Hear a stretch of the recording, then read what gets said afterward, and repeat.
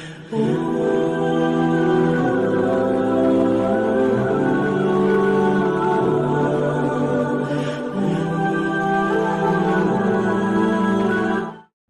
पाक फरमाती हैं, ओ मेरे नबी के गुलामों, मैंने ये रंग भी देखा है कि हुजूर ने इतना खड़े रहे, इतना क़याम किया कि मुकद्दस पैरों में वरम आ गए, सूज गए पैर।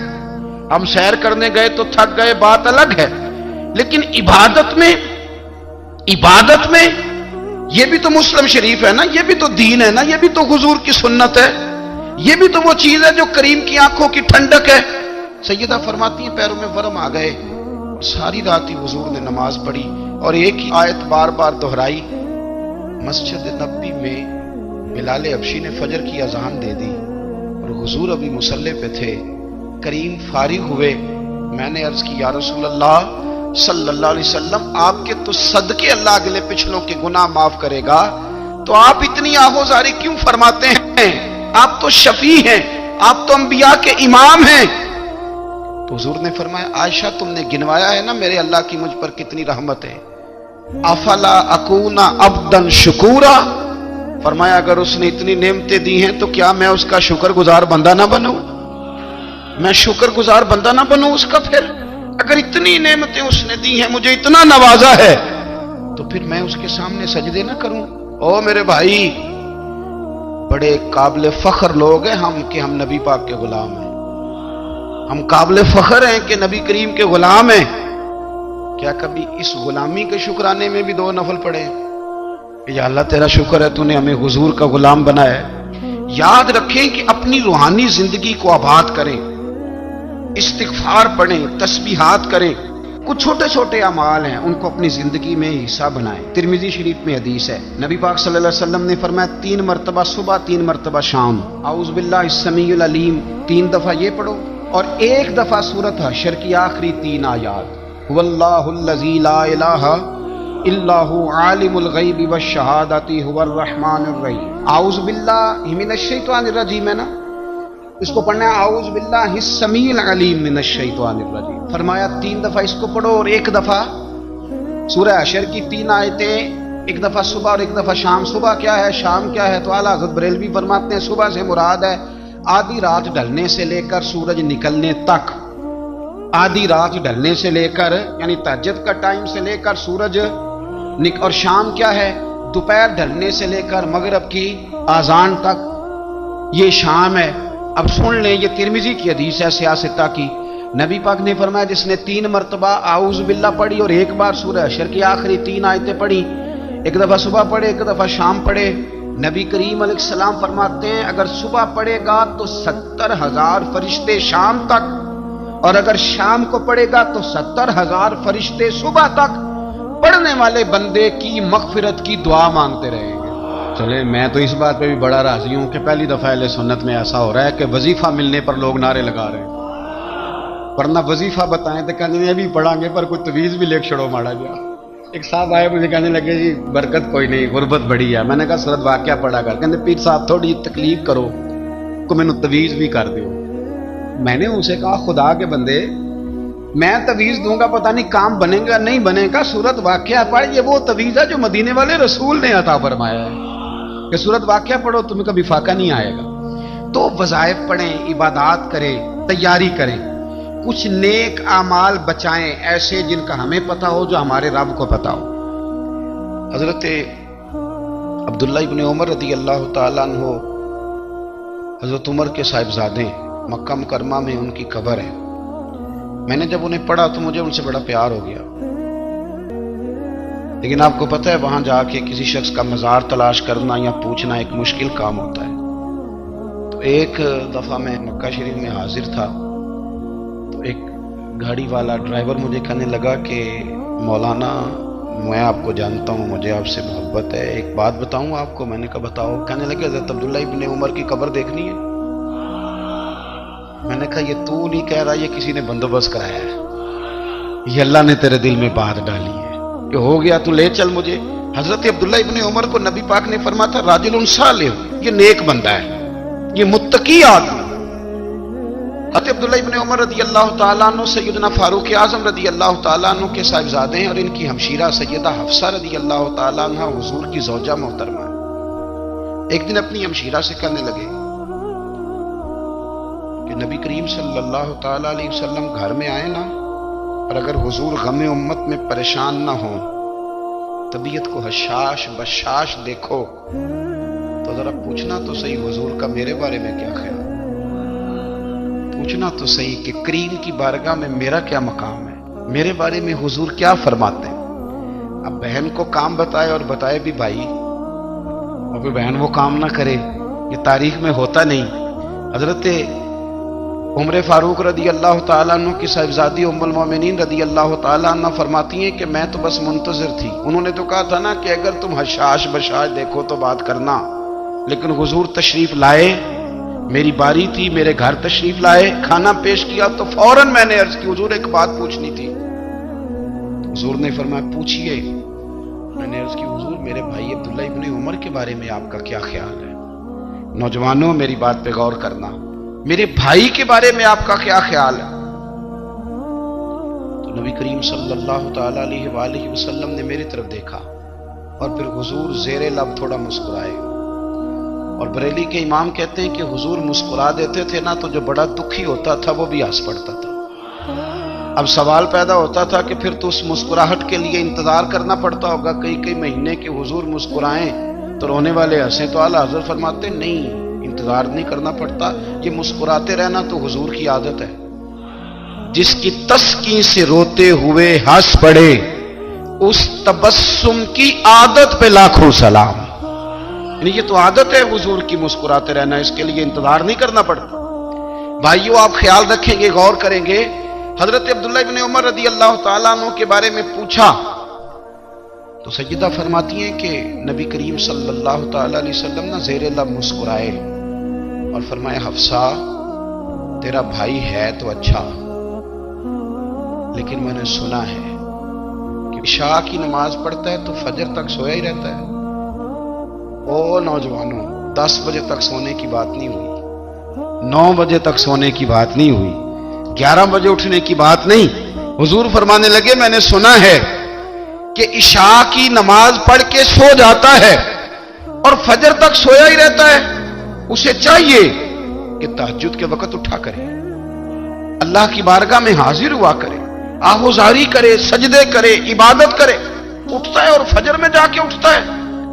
حضرت جناب حفصہ رضی اللہ تعالیٰ عنہ کہتی ہے میں نے جناب عبداللہ ابن عمر کو پیغام دیا اور میں نے کہا میرے جوان بھائی سن، نبی پاک نے فرمایا ہے تو اچھا پر تہجد میں نہیں اٹھتا، نفل نہیں پڑھتا۔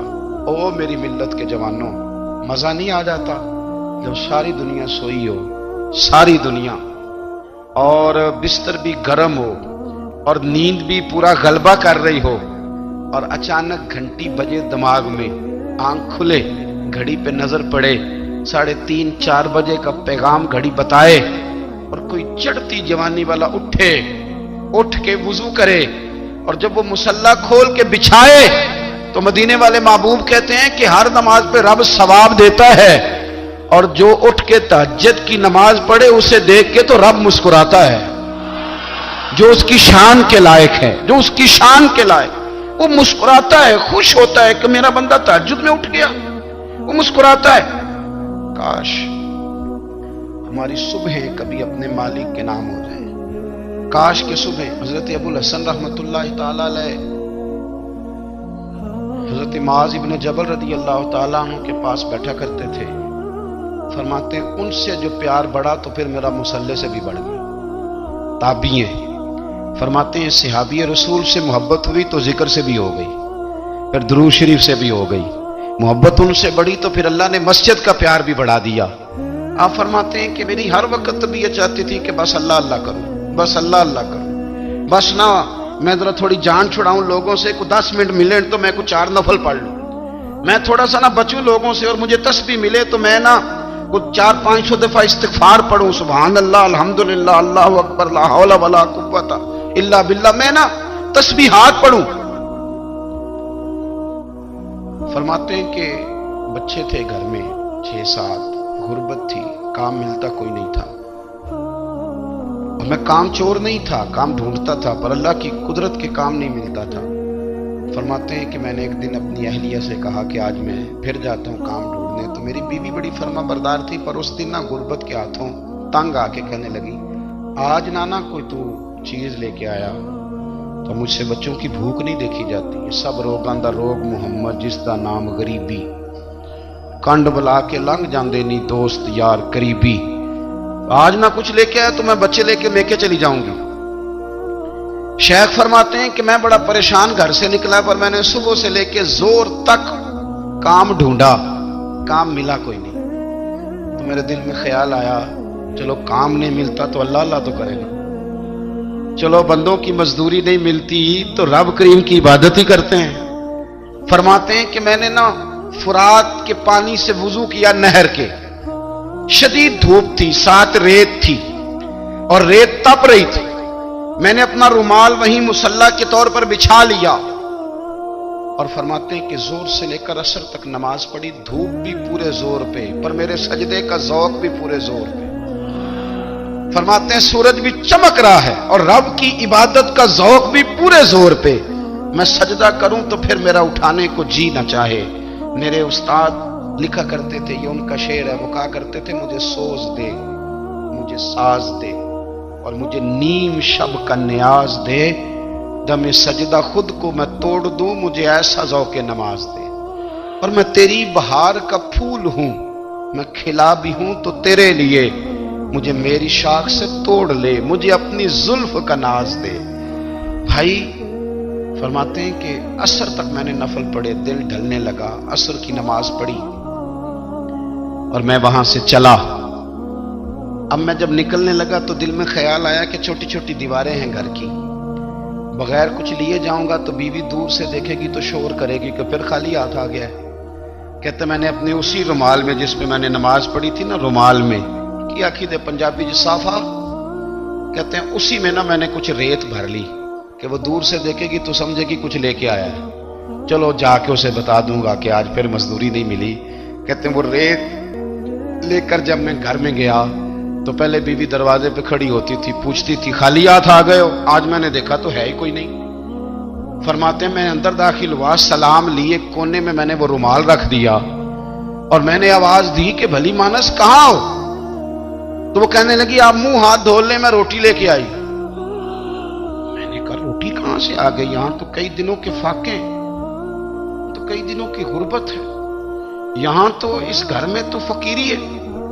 فرماتے ہیں کہ وہ روٹی لے کے آئی اور اس وقت کی جو موجودہ نعمتیں تھیں، سمجھ لیں سلاد، اچار، ہر چیز ساتھ لائی۔ میں نے کہا کہ بچے کہاں گئے؟ کہنے لگی وہ کھانا کھا کے کھیلنے گئے، آپ کھانا کھا لیں آ جاتے۔ کھانا اس نے چن دیا۔ میں نے حیرت انگیز لہجے میں ساری نعمتیں اپنے دسترخوان پہ دیکھ کر کے بیوی سے پوچھا یہ کہاں سے آیا کھانا؟ بچوں کو تو نے کہاں سے کھانا کھلایا؟ یہ سارا کچھ کیسا ہے؟ کہنے لگی پتہ نہیں آج آپ کس کریم کی مزدوری کرنے چلے گئے تھے، پتہ نہیں کس کریم کی، میرے گھر میں تو اتنی نعمتیں آئی ہیں کہ مجھ سے سنبھالی نہیں جا رہی، اتنا اناج ہے، اتنا گندم ہے، کس کریم کے دروازے آج چلے گئے تھے؟ یہ کہتے کہتے وہ اٹھی اور اٹھ کر کے کہنے لگی پہلے بڑا کچھ آیا تھا، اب کیا لے آئے ہو؟ اور جا کر کے نا اس نے وہ ریت والا رومال کھولا، کہنے لگے میں تو لے کے آیا تھا ریت، تو میرے رب نے اسے بھی سونے اور ہیرے بنا دیا تھا۔ جب آپ کی توجہ اللہ کی جانب، میرے نبی پاک صلی اللہ تعالی علیہ وسلم نے فرمایا ہر چیز اپنے رب سے مانگ، ہر چیز مانگ، ہر چیز مانگ۔ یا رسول اللہ کیا کچھ؟ میرے محبوب نے فرمایا تیرے گھر میں نمک بھی ختم ہو جائے تو وہ بھی اپنے رب سے مانگا کر، تو مانگنا وہ تجھے دے گا، تو اس کی بارگاہ میں کشکول طلب دراز تو کرنا۔ اور ترمذی شریف میں عجیب لفظ ہیں، رسول کائنات نے فرمایا، رب کریم فرماتا ہے جب میرا بندہ ہاتھ اٹھاتا ہے نا تو مجھے حیا آتی ہے کہ میں خالی کیسے لوٹا دوں اس کے۔ اتنے بڑے بادشاہ کی بارگاہ میں، او بھائی لوگوں سے عزتیں تلاش کرتے ہو تو وہ کیا تمہیں عزت دیں گے؟ وہ تو کل اچھا کہتے ہیں پرسوں برا کہنے لگ جاتے ہیں۔ لوگوں کے سامنے گڈ بک میں آنا چاہو گے تو وہ تو سویرے تمہارے بارے میں کچھ کہیں گے، شام کچھ اور کہیں گے۔ اپنی روحانی زندگی آباد کریں، اپنے مسلح کو وقت دیں اور دنیا سے چھپ کر اس موبائل کو بند کر کے اور اپنے آپ سے بھی چھپ کے اور تنہا ہو کے چھپا کے سارا کچھ اپنے آنسو اپنے رب کی بارگاہ میں پیش کریں، اس کے حضور حاضری دیں۔ سنو نا ترمذی کی حدیث، اور اسے یاد رکھنا، نبی پاک علیہ السلام نے فرمایا اپنے دکھ لوگوں کے سامنے نہ بیان کرنا، سیٹھوں نوابوں کو نہ بتاتے پھرنا، دنیا داروں کے سامنے جا کے نہ رونا کہ میں تکلیف میں ہوں۔ فرمایا اگر دنیا داروں کو دکھ بتاؤ گے رب تمہیں کبھی غنی نہیں کرے گا، اور لوگ ہیں کہ الٹا مذاق اڑائیں گے۔ آپ کی جس سے بڑی پکی یاری ہے نا، پکی، وہ تب تک پکی ہے جب تک آپ نے 50,000 مانگا نہیں، اور جس وقت آپ نے کہہ دیا کہ میں مجبور ہوں میری مدد کر، تو پھر ختم ہو گئی دوستی۔ لوگوں کے تعلقات آپ کے ساتھ تب تک ہیں جب تک آپ ان سے کوئی ضرورت وابستہ نہیں کرتے۔ کریم محبوب فرمانے لگے بندوں کے سامنے دکھ نہ بیان کرنا، اللہ تجھے کبھی غنی نہیں کرے گا۔ تو اپنے دکھ اپنے رب کو بتا، تو دعائیں مانگ، تو اس کی بارگاہ میں حاضر ہو، تو اس کے حضور عرض کر۔ فرمایا اپنے دکھ اپنے رب کو بتا، وہ جلدی کرے یا دیر سے کرے تجھے ساری دنیا سے بے نیاز کر دے گا، تجھے کسی کا محتاج نہیں رہنے دے گا۔ اپنے مسلح کو، اپنی دعاؤں، ایک بزرگ فرماتے ہیں میں نے دعا مانگنے کا طریقہ اپنی بیوی سے سیکھا۔ دعا مانگنے کا طریقہ اپنی، سیکھنے والے تو اپنے بچوں سے بھی سیکھ لیتے ہیں، سیکھنے والے تو ہر ایک سے سیکھتے ہیں۔ وہ کہتے ہیں میں نے دعا مانگنے کا سلیقہ اپنی بیوی سے سیکھا ہے۔ حضرت وہ کس طرح؟ فرمانے لگے میری بیوی نے نا مجھے کوئی کام بتایا، کچھ پیسوں کی ضرورت کے لیے کہا، تو میں نے اسے کہا کہ بھئی ابھی میرے پاس نہیں ہے، کچھ دنوں میں آتے ہیں تو میں دے دوں گا۔ عورتوں کی عادت ہوتی ہے وہ بار بار یاد کراتی ہیں، 2-4 دنوں کے بعد پھر اس نے کہا حضرت وہ میں نے کہا تھا کچھ پیسے، میں نے اسے کہا کہ ابھی میرے پاس نہیں ہے، کچھ دنوں میں ملتے ہیں تو میں تمہیں دے دوں گا۔ اس نے کچھ دنوں کے بعد پھر کہا حضور وہ میں نے کچھ پیسے کہے تھے۔ فرماتے میں نے ڈانٹ دیا، میں نے کہا کہ کیا تو روز مجھے شرمندہ کرتی ہے، کہا نا میرے پاس نہیں ہے، ہوں گے تو دے دوں گا، تو روز یاد کراتی ہے۔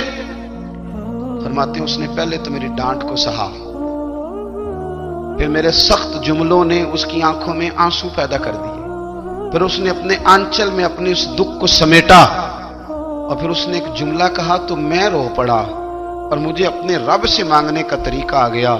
مجھے کہنے لگی حضرت جی آپ نے ڈانٹ دیا، میں نے سہ لیا، پر آپ ہی میرے شوہر ہیں، بتائیں نا آپ سے نہ کہوں تو میں کس سے جا کے کہوں۔ فرماتے ہیں میں رو پڑا، اور میں کھل کے رویا، اور میں تڑپ کے رویا، اور پھر میری سسکیاں بند گئیں۔ تو مجھے کہنے لگی آپ کو کیا ہوا؟ میں نے کہا مجھے بھی دعا مانگنی آ گئی ہے، جب میں اسے کہوں گا نا اللہ تو ہی میرا رب ہے، میں تجھ سے نہ کہوں تو میں کس سے جا کے کہوں؟ میں کیوں کسی بندے سے سوال کروں؟ میں کیوں کسی دنیا دار سے کہوں؟ میں تیرے بندوں کا، نیک بندوں کا وسیلہ لے کے، تیرے محبوب کی غلامی لے کے تیری بارگاہ میں آیا، تجھ سے نہ مانگوں تو کس سے مانگوں؟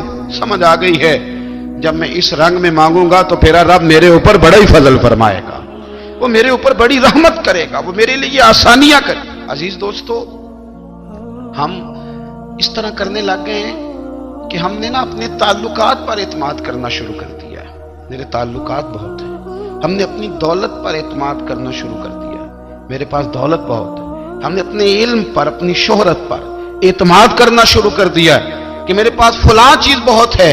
یاد رکھنا جب بے نیاز اپنی صفت بے نیازی دکھاتا ہے تو بڑی بڑی دولتوں والے مجبور نظر آتے ہیں۔ بھائیو جب انسان کا رشتہ اپنے مالک کے ساتھ ہوتا ہے پھر تو غم بھی کچھ نہیں کہتے، پریشانیاں بھی کچھ نہیں کہتی، پھر تو زندگی صبر والی، پھر تو زندگی توکل والی، پھر تو زندگی بھروسے والی، پھر انسان اپنے آپ کو رسوا نہیں کرتا، دنیا داروں سے امیدیں اس کی ختم ہو جاتی، امیدیں اللہ رسول سے لگا لیتا ہے، مضبوط ہو جاتا ہے، مضبوط، طاقتور ہو جاتا ہے، خوددار ہو جاتا ہے، باوقار باعزت ہو جاتا ہے۔ حضرت بہلول دانا رحمت اللہ علیہ بیٹھے تھے تو ہارون رشید حج کر کے آ رہا تھا،